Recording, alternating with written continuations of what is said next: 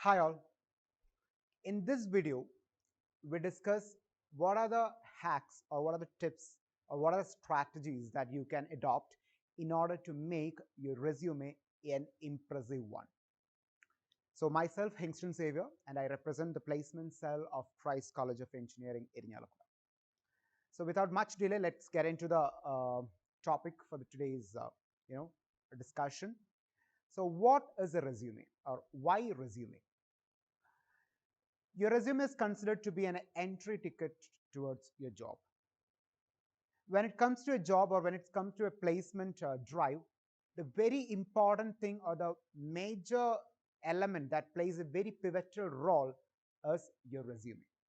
Because your resume speaks about yourself.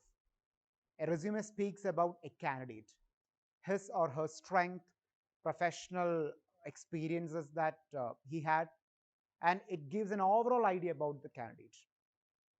So in that regard, your resume should be an impressive one, and it is a very important thing when it comes to your job or your placement drives. Now, what are the inclusions in resume, or what are the things that you need to include in your resume? Before we start, what are the inclusions in resume? I would like to make one point very clear. These inclusions or these topics are, in a way, we say that it is a very custom made one because the pattern, the templates of resume differs from company to company, country to country, student to student, region to region.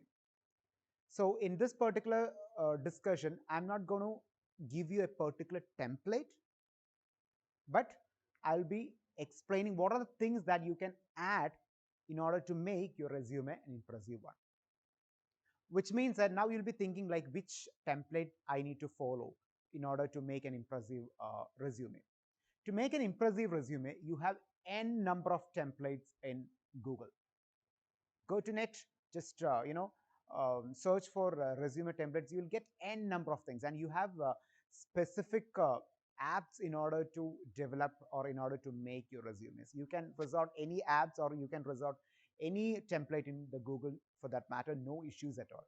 But kindly remember, you need to include these things according to the order and according to the uh, you know uh, order as well as according to the details as it, because these things or these stuff basically deals with you know what is your major highlights as a candidate when you go for a job interview.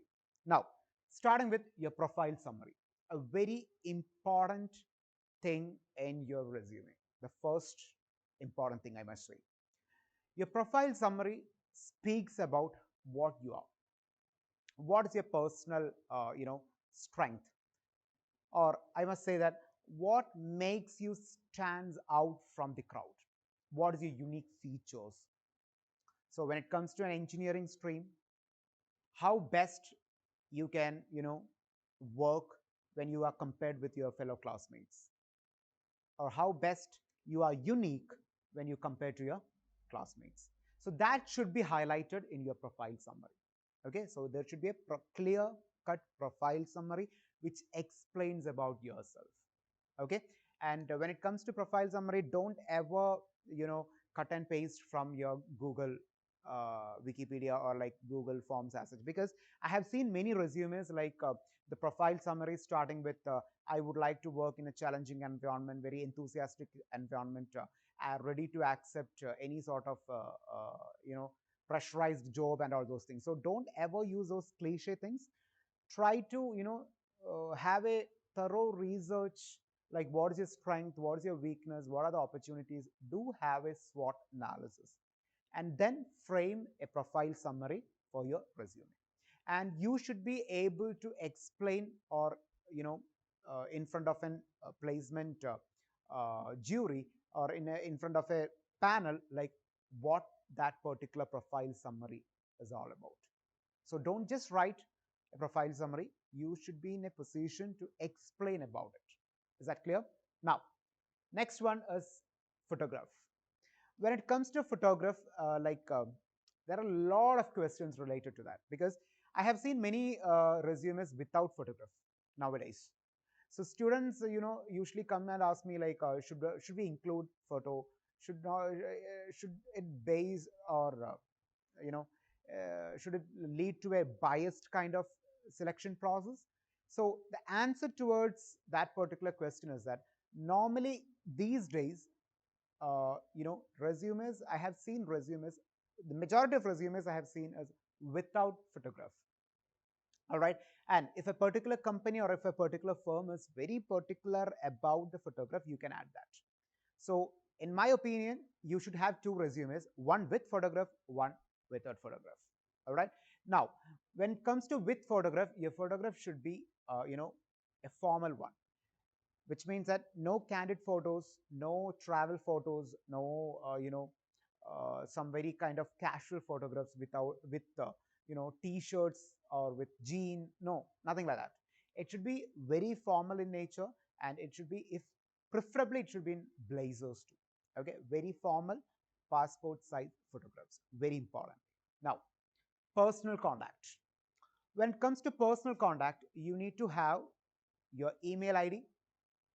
Again, I repeat, email ID should be in a professional one. I have seen a lot of email IDs starting with dancejob at gmail.com, or Arun dancing gmail.com, singing Joseph at gmail.com.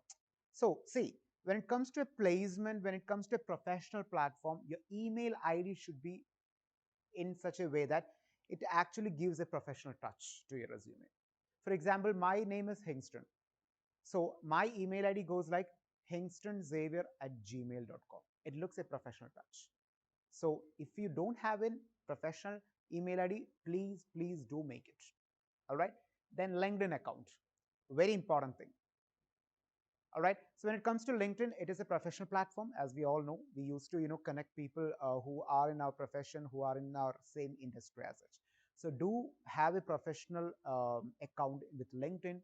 Do connect with people and always try to share your LinkedIn account with your resume. Along with that, you can add your mobile number with country extension. Don't just write that your 98467 something like that. Do have a country code, it is +91.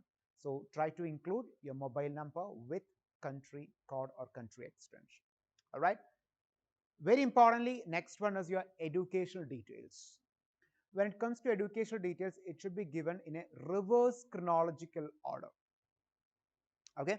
Reverse chronological order means if you're currently doing your BTech, so it should be on the top, you should start writing from BTech, which institute, which university, your CGPA according to or till the current semester, then year of passing, which is not that mandatory. You can try all these things. I mean, your course name. Okay, when it comes to educational, I repeat, when it comes to educational details, if you're doing BTech, first you should write BTech, which stream, which institute. If it is Christ College of Engineering, then Christ College of Engineering. Then next column, it is Kerala Technological University. It's not Kerala Technological University, it is APJ Abdul Kalam Technological University, Trivandrum, and your current CGPA. Below that, you can write your 12th grade. Same goes like this, then 10th grade. So it should be in a reverse chronological order without any mistakes. Clear? Now, very importantly, your internships. When it comes to internships, it's very mandatory to include the company name and the duration where you have done. I mean, where you did your internship and what was the duration of that particular internship. And if possible, try to give a small brief about what are the takeaways of that internship, what you gained, what you earned from that internship. Don't just write that I have done an internship at this so and so place. No, the company is like very keen about knowing like what are your takeaways, what you earned from that particular internship, which can positively contribute towards your career. Clear? Next, projects. During your BTech, we know that it's a professional course, so you are in a position to do at least 3 or 4 projects during your BTech. You can have one mini project or something during the S2 and S3 vacation. Then you can start next project during your S3 and S4 and S4 and S5, something like that. So whenever you get breaks or whenever you get small vacation kind of thing, holidays, do kindly do a good projects which can add flavors and which can add colors in your resume, because that actually enhances your possibility for being selected for your placements. So please do uh, add or include the project details with a name. Your title should be there, the project title should be there, and under that you need to give a small brief about what that project is all about. Is that clear? So regarding the project, you need to give the title of that project and what the project is all about. So just to give a small brief. Now, if you have done any add-on courses or certification courses, for example, if it is civil engineering, you might be done like courses like Revit or any software for that matter. So those are additional courses. So anything beyond your syllabus, anything beyond your curriculum is what we call as certification course or add-on courses. So you can add those details. So when you write add-on courses, write the topic of that course, duration of course, and where you did, the institute that you have earned that particular certificate. I hope that point is very clear. Now, coming to achievements, again a very important one. Students having achieved, or students have achievements in titles or in categories like hackathon, intercollegiate competitions, tech fest, or attended any workshops, presented any papers, uh, or some project expo competitions. Those are like achievements. So what are the achievements other than your college level activities? I must say that if you don't have much achievements, try to add some sort of college level activities that you have done beyond the syllabus or beyond the classroom. Okay, and those who have achieved like All India Hackathon or like Smart India Hackathon, if you are a winner or something like that, please try to add those details under the achievements. Okay, year, title of winning, and what are the other relevant informations. If it is an intercollegiate competition like TechFest or something like that, just do try to add those details. All right, and when you write achievement, it should be very relevant and it should be very recent in nature. Don't try to add like you have achieved 99 percentage of marks in ninth standard or 10th standard, because it's irrelevant for that matter to be included in your resume, because you will be in a position to attend the placement drive after the completion of your 4 year or at least 3 year. So by that time, when you say that I have scored good marks in ninth standard, it's kind of a irrelevant in nature. So don't try to add any sort of unnecessary or irrelevant information under achievement. It should be relevant in nature. Clear?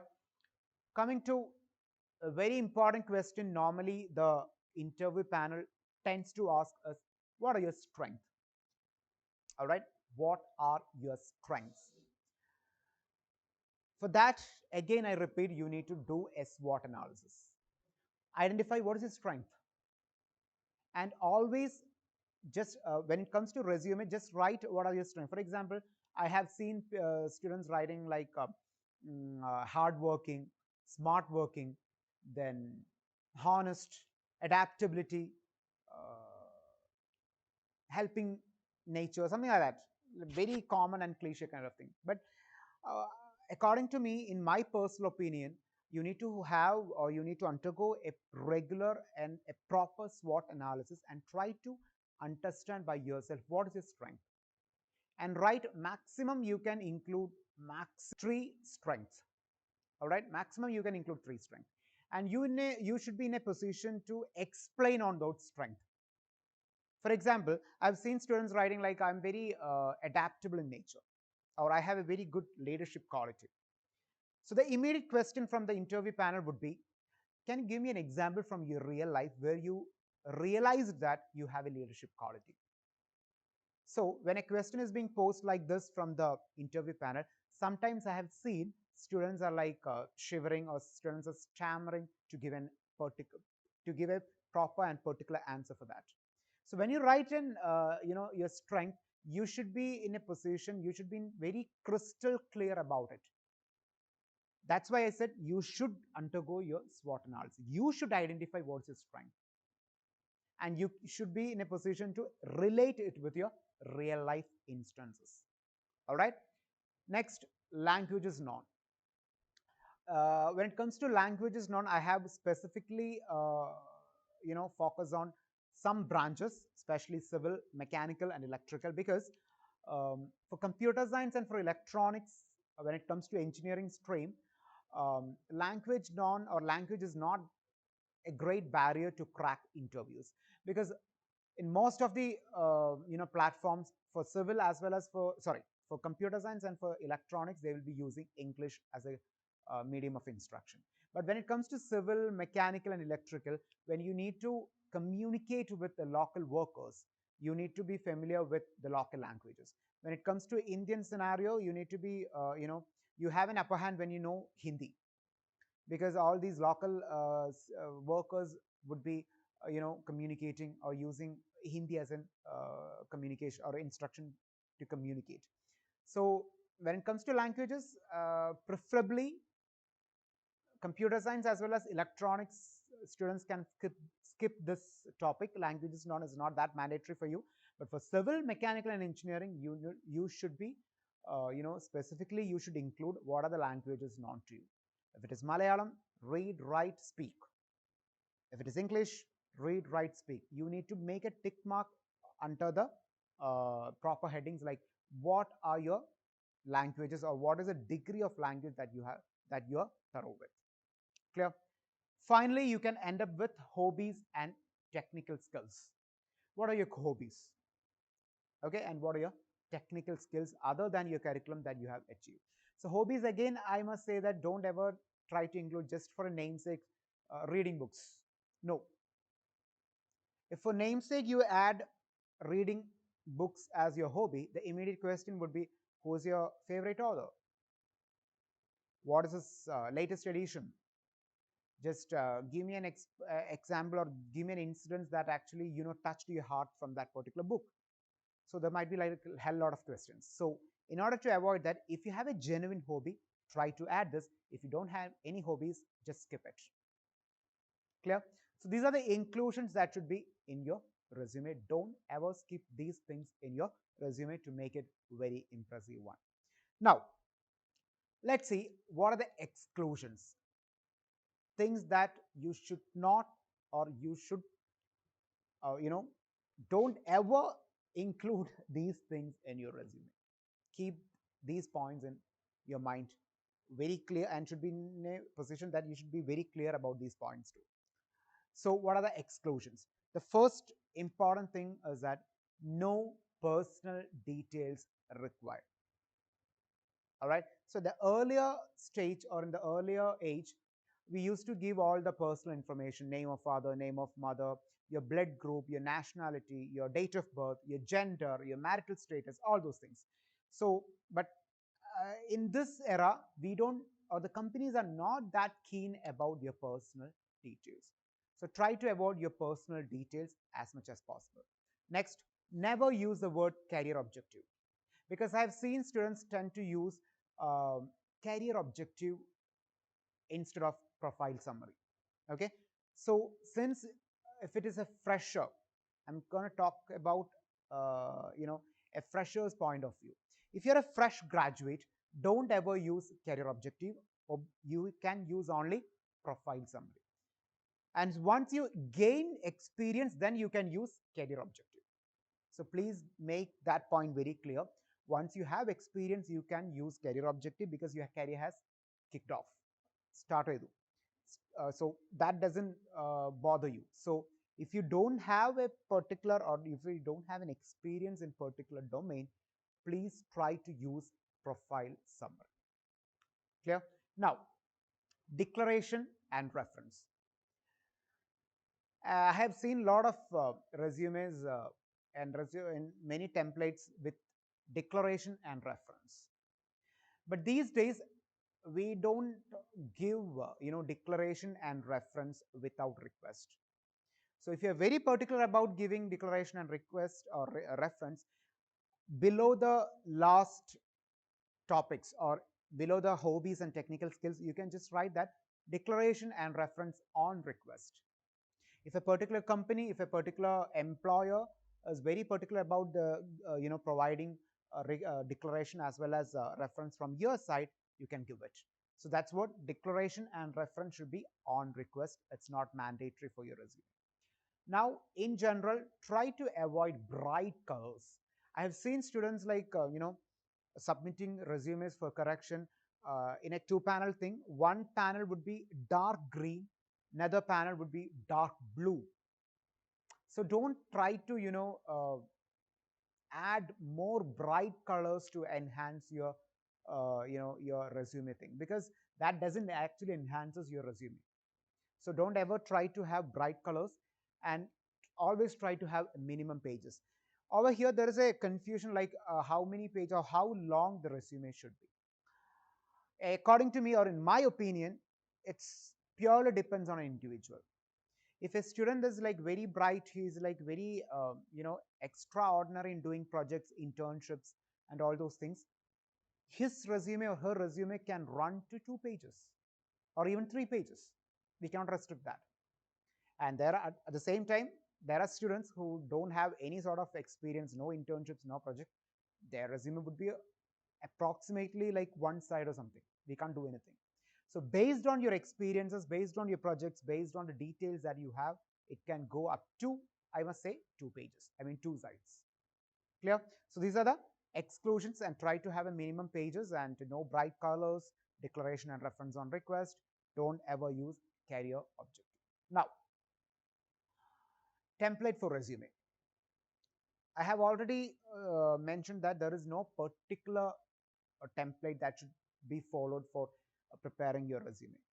You can adopt any template according to your convenience, but the details should be short and crisp. Now, templates are readily available in your in your fingertips, I must say, because we have a lot of applications. You have different mobile apps, as well as you have different templates which is ready available in net. So you can actually refer and you can customize it according to your wants or according to your titles. Now, there are students who normally use MS Word, okay, Microsoft Word, in order to make a good resume.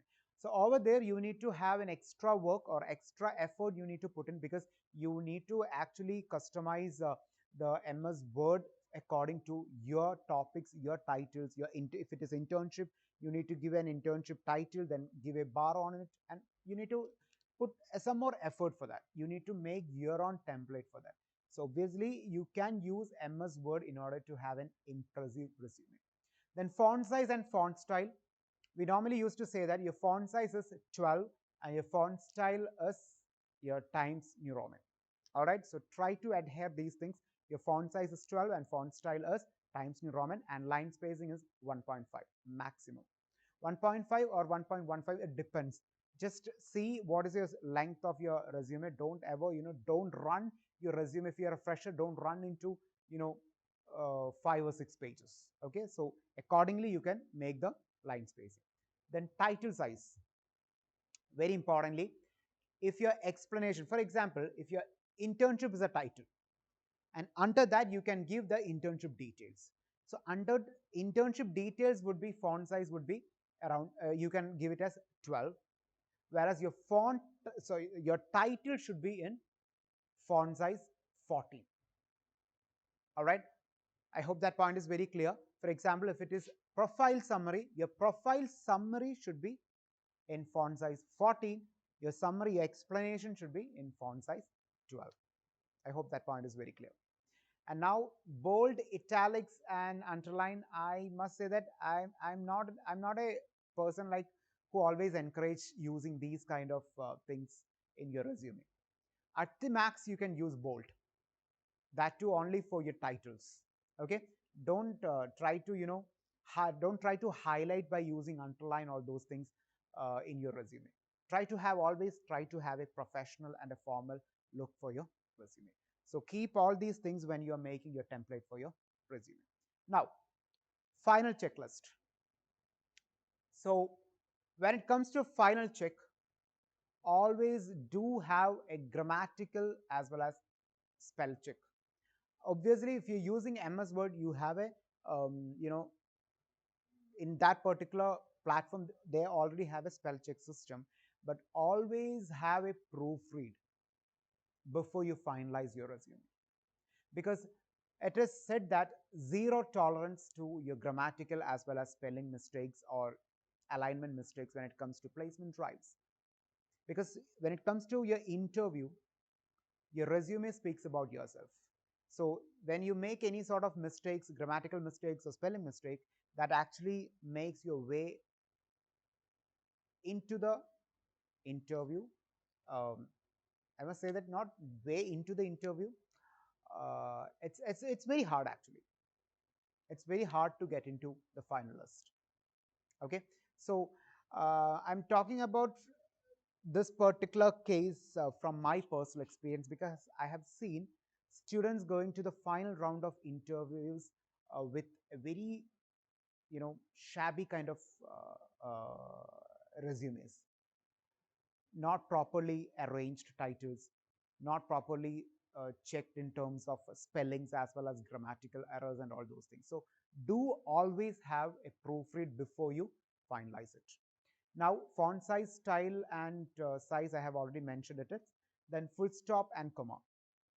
So when you use punctuations, full stop or comma, kindly refer or kindly do have a proofread before you use that. Okay, you have a lot of online application which is available, and I would like to give a small suggestion. If you are not using it, kindly subscribe and use it. You have an application called as Grammarly. Okay, which is a free version of it. So the upgraded version, you need to pay it. Okay, so for that Grammarly thing, when you're making resume and all those things, so small sort of grammatical errors or punctuations, this kind of full stop or comma, where you need to fix it actually. So those things can be rectified by using the app called as Grammarly. So if you are not familiar with it, go to net, just type Grammarly and just download it and make it as an extension in your lab. So that actually going to help you in this regard. Next, line spacing and titles. I have already mentioned about title size as 14 and line spacing 1.15 or 1.5 according to the resume thing.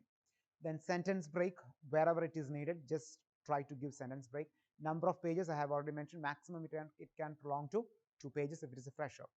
Very importantly, PDF format. Once you edit, or once you include all those things in your Word document or any application format or any things for that matter, finally once your resume is all set, immediately convert into PDF format. Because once you convert it into the PDF format, then wherever you go or in which system that you open your resume, your alignments, your font size, your nothing would change. It looks as it original, as it was in the initial stage. So don't ever save it in the Word format or any other format. Please do try to, or it is a must thing, not try it, you should save it in a PDF format. Then very importantly, alignment, you need to go through the alignment process, the borders and all those things, and don't try to give any borders to your resume. Borders are not included. It is an exclusion for resume. Don't give borders. But alignment, what I'm saying is that your font size, your style, as well as your titles that you are giving for the explanations and all those things. Then borders and page division, again I'm telling you, borders are not preferably try to avoid borders. And page division, I've seen templates like dividing one single page, one side, into two sections and including all those things in one stretch. You can do that, or even you can use two sides in order to make your resume.